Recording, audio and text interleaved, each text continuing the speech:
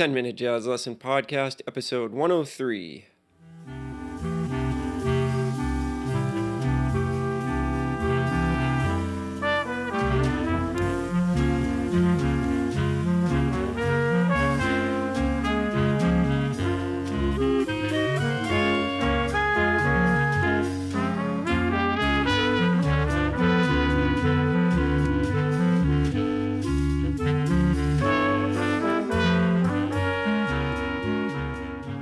Hey everybody, welcome back to the 10 Minute Jazz Lesson Podcast. I am Nick Manella.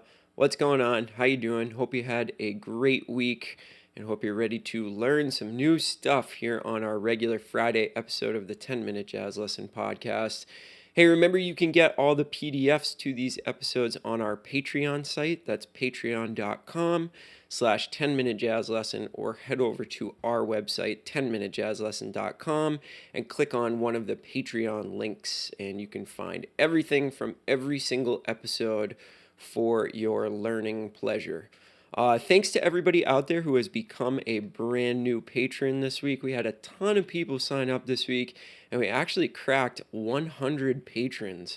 So that is so awesome, makes me so happy. Thank you guys for donating to the podcast. It really goes a long way towards making the quality of the show better. And just know that if you are donating to the podcast, it does go directly to the show. I'm not pocketing this stuff and traveling all over the world. We are putting stuff into the show to make it better for you. So let me give some shout outs to all the people that have signed up this week. So first of all, thank you to Glenn, Paul, Nathan, Peter, Rebecca, Daniel, Mitchell, Bruce, Lewis, Petri, and Damien. Thank you so much for all you guys for coming on board, supporting the show, and I hope you are enjoying the rewards that come along with being a Patreon member. Our ultimate goal is to get to a point financially where we can contact some of the bigger names in the jazz education world and have them come on and do guest master classes for our patrons of the show. So if you've been thinking about it and dragging your feet a little bit to donate that $3 a month to us, now is the time, because there's going to be some exciting stuff happening on the show in the next couple of months. All right, enough about that. Let's jump into today's episode. So today we're going to be taking a look at a couple of lines by the great trumpeter Woody Shaw. If you've never checked out Woody Shaw, he really made a lot of strides when it came to improvisation language. He was the first guy to do a lot of very modern sounding techniques over chord changes. And maybe at some point on later episodes, we'll get into some of that more advanced pentatonic and triad pair and, chord substitution language that he taught all of us and displayed so nicely in his playing. But this week we're going to take a look at two lines that he played over his solo on There Will Never Be Another You with Kenny Garrett. And these are relatively straightforward. So this would be a really good introduction to Woody's playing if you're not familiar with him and some of the things that he did. This is a great place to start. And the reason that I chose these lines is they're accessible to people of almost every level, but they also really teach us a lot about creating tension at the very end of the 5 chord before you drop back into that 1 chord and resolve everything. So this is going to be a mixture of like really straightforward diatonic playing combined with stacking some tension at the end of the 5 chord. So let me start by actually playing the first line on your PDF from this week. This is a 2-5-1 in the key of concert A flat. And let's check out what Woody does here. Let's listen to it first and then talk about it a bit. All right, here's the first lick.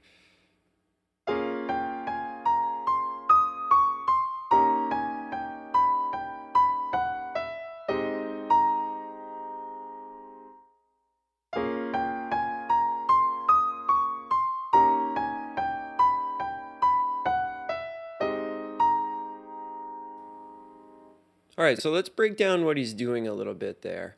The first measure is all diatonic. So he's playing just in the key of B flat minor 7, not the key of B flat minor 7, over the chord B flat minor 7 in the first bar. Nothing weird going on there. He starts on the 5 and does this cool little scale run. Where the really interesting stuff happens is in bar 2. And you're going to notice this across both of the pieces of material that I'm presenting to you today. He starts off the 5 chord, which is E flat 7, playing very, very inside the key. So he plays 5, 4, 3, diatonically, right at the beginning of that 5 chord.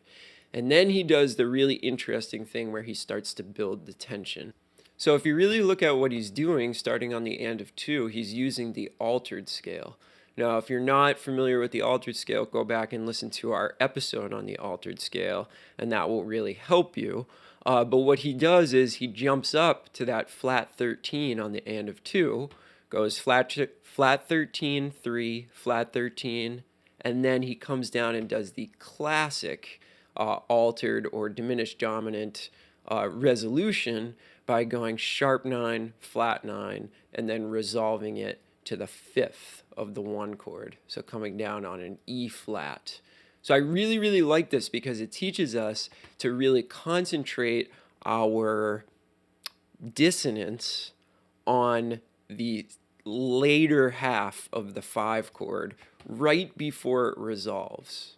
Okay, so he starts the measure with a totally inside line, no alterations whatsoever, 5, 4, 3, and then he does all of the altered notes right at the very end to make you hear that tension, and then drops into this really beautiful resolution where he comes down and does 5 and then jumps up to the 9 of the A flat major 7 chord.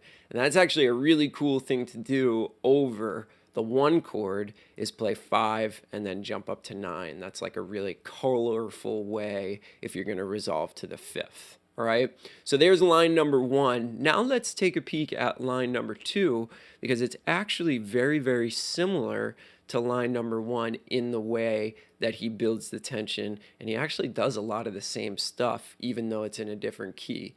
So this second line is a 2-5-1 to concert E flat major. So we've got F minor 7 to B flat 7 to E flat major. Let's check out what that one sounds like, then we'll talk about it.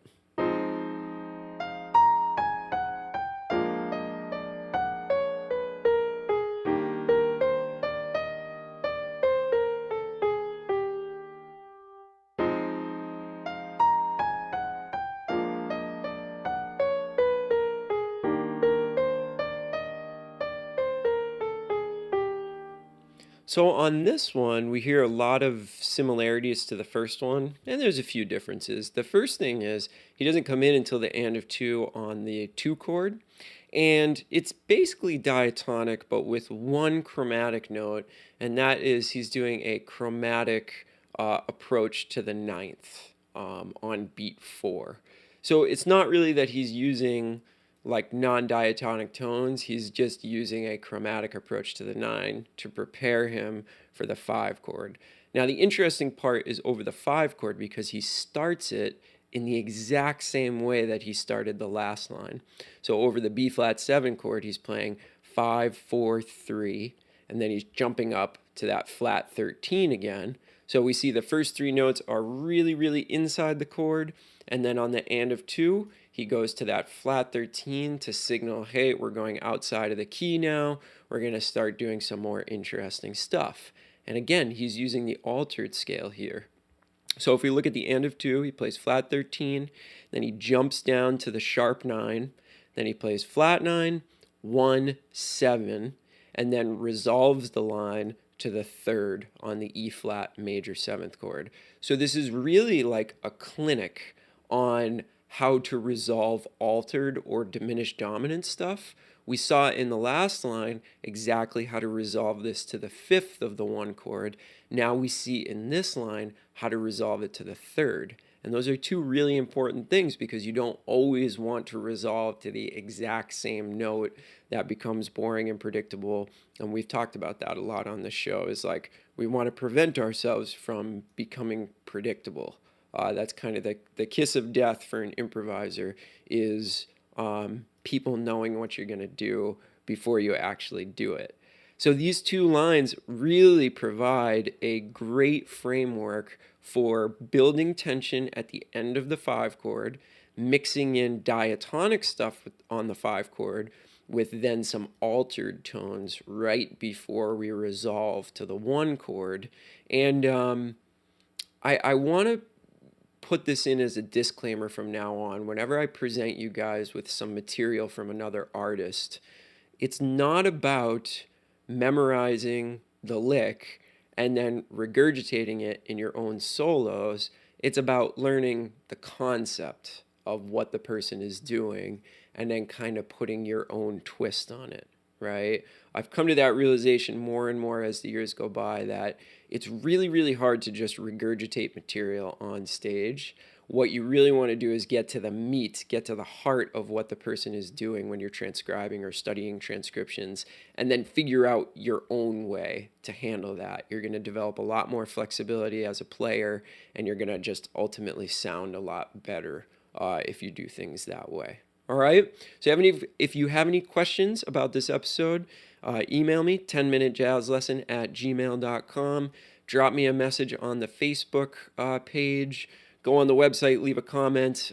We see all of those things. So there's a million different ways to get in touch. But I love hearing from you guys. Love hearing questions, all that kind of stuff. So make sure you drop a line, get in touch.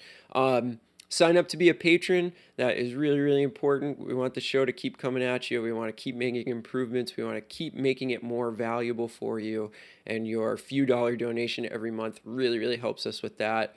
And yeah, we'll see you on Monday with a brand new Motivation Monday episode. Have a great weekend. We will talk to you soon. Bye.